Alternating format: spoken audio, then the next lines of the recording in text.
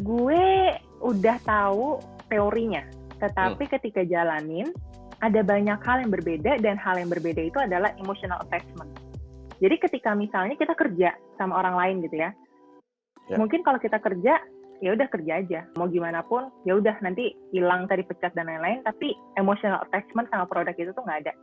Nah, ketika gue punya brand sendiri, emotional attachment-nya ada, dan hal itu yang lebih membuat perjalanan ini lebih kerasa sih, gitu.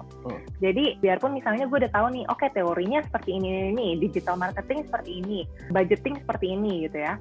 Tapi ketika jalanin, banyak hal yang lebih kayak, oke, ini bener gak ya? Aduh, kalau gue salah kayak gimana? Kayak gini-gini, gitu lah.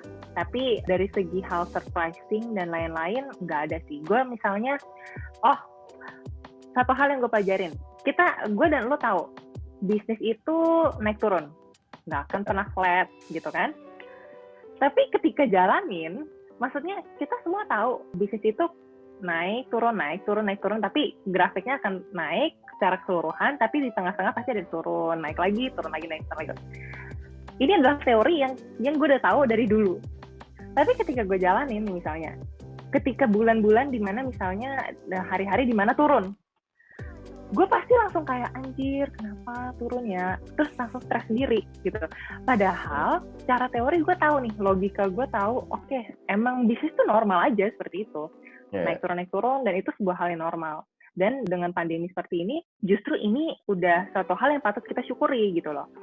Tapi ketika dijalanin, kenapa ya grafiknya nggak naik, yang kayak lurus lempeng gitu naik. Nah, itu perasaan-perasaan seperti itu yang tetap masih ada, walaupun logika gue udah tahu.